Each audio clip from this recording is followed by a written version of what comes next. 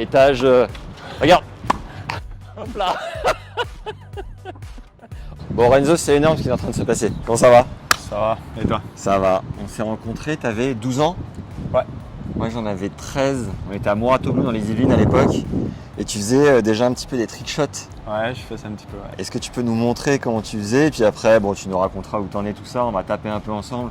On est à Melbourne, au 9e étage de l'hôtel Hyatt pendant l'Open d'Australie. Allez, vas-y, montre-nous un peu comment tu fais. Je crois que tu es plutôt à droit. Ouais, on essaye. Allez. Ça fait un petit moment, je fais pas. Au propre. Énorme.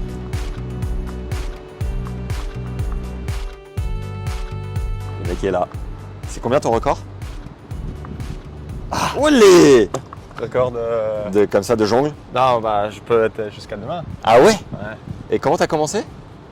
J'avais 10 ans et je frappais au mur tout le temps. Et tout d'un coup, j'ai commencé à faire un petit peu comme ça. Et voilà, j'avais, je sais pas, 8-9 ans. Et Ouais. je commençais. Mais c'est pas que je pratique, c'est juste... je sais pas, je fais jamais. Dès que j'ai un petit peu de temps, je sais pas... dans le terrain, dans un match, j'ai un petit peu de temps, de 10 secondes, je fais. C'est très bien ça. Il y a des chambres sur le côté là. Tu penses que tu peux nous faire des trick shots contre les parois ou pas? Comment ça? avec, avec l'étage 44 là.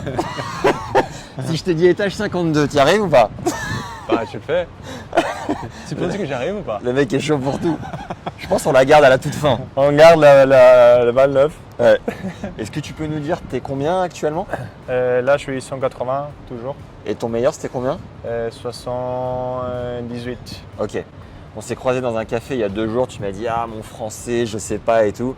Je te rassure, ton français est très bon. Ouais, j'ai un petit peu du mal là. Ça fait un petit moment donc dès que je commence à parler un petit peu, ça reprend un petit peu. Parce que tu pratiques plus?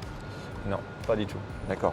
Tu passes beaucoup de temps en Argentine et quand t'es pas en Argentine, tu es sur le circuit et tu parles Voilà. jamais français. Ouais, voilà. Je parle juste quand je fais je sais pas, un tournoi en France ou Roland. C'est tout. Et ça tient. Un objectif particulier pour 2023? Bah écoute, j'essaie de revenir au top 100. Ouais. C'est mon premier objectif. Et bon là je suis 180 donc il manque encore un long chemin donc il faut commencer à gagner des challengers. Ouais. Et je pense que ça part de là pour rentrer dans le top 100. Et ouais, c'est mon objectif, c'est top 100. Là, tu as 30 ans. 30 ans, ouais. Est-ce que c'est fatigant la vie du circuit, de tout le temps voyager ou tu continues de prendre du plaisir? Moi, je commençais à être très fatigué il y a quelques années. D'accord. Et je pense que j'avais 27, 28. Là j'ai eu un petit peu du mal là, de voyager beaucoup. Donc, je commençais à voyager un petit peu moins. Et ouais, c'est juste un petit peu dur. Ça fait très longtemps que je fais ça. Ouais. Et tu sais, j'ai commencé à 12 ans de voyager pour être à l'académie en France. Donc, pour moi, ça a commencé très très tôt. Ouais. Je pense que je recommande. Que tu recommandes. Je ne recommande pas de commencer aussitôt. Ouais. Parce que après, tu sais, le circuit, c'est 30 semaines à l'année. En fait, ce que tu recommandes pas, c'est de partir aussi loin de chez soi, aussitôt. Ouais. En vrai, si tu t'étais entraîné en Argentine, Ouais. ça aurait peut-être été plus bénéfique pour toi. Ouais, ça c'est sûr. Et aussi, de voyager quand tu es très jeune et trop voyager très jeune Ouais. âge, Ouais. c'est dur. Donc c'est dur pour après, pour tenir parce que c'est beaucoup. C'est long. Ouais, le circuit, tu peux jouer jusqu'à 35 ans. Donc moi j'ai déjà 4-5 ans, je pense, d'avance que je commençais à voyager. Alors là, dans ma tête, j'ai 35 ans de circuit, tu sais. Ouais. Mais bon, c'est ça. T'as une idée après ce que tu veux faire? Non. Je n'ai pas une idée sûre de ce que je vais faire. Je ne sais pas si je vais continuer avec mon tennis. Ouais. Là, je ne sais pas. Ça dépend un petit peu comment est-ce que je vais finir ma carrière aussi. 2 choses avant qu'on joue. Tu te souviens qu'on s'est joué tous les 2 en tournoi? Je me souviens, mais je ne me rappelle pas. Je pense que j'ai perdu, non? Ouais. Allez! Attends, si tu te rappelles le score? Ouais. Si je me rappelle le score, tu payes le dîner ce soir? Allez, C'est dur que je me rappelle. Hein? vas-y. Il y a 2 Je crois secondes, que- il y a 2 secondes, tu t'y venais pas, maintenant tu veux gagner un dîner. Attends, parce que j'ai un petit souvenir que j'avais joué et j'avais perdu et c'était facile, je crois. 2-7, non? Ouais, 2-7, mais pas facile. Il y avait bataille. Ah ouais? Ouais. Ah non, j'aurais dit 3-2. Non. Ah, c'est bon, j'ai gagné. C'était combien? Premier 7-6. 7-6. Je crois que tu mènes 5-2 au premier, je gagne au tie-break à l'arrache. Et deuxième, tu avais un peu lâché 6-1, je crois. Ah ouais?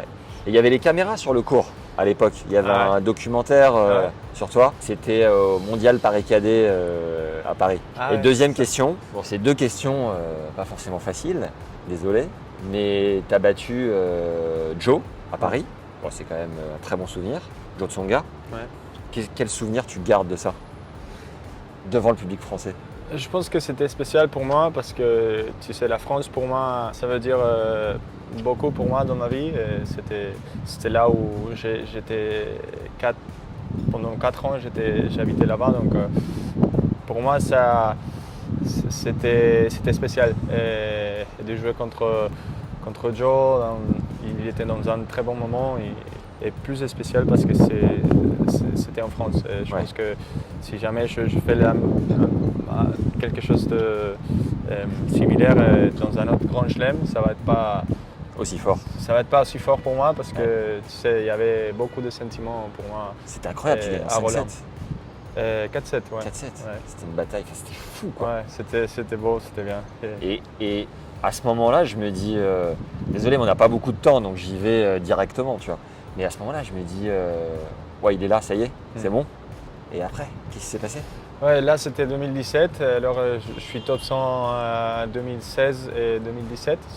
Ça c'était ma dernière année top 100. Puis après, c'est là où j'ai commencé un petit peu à pas bien gérer ma carrière.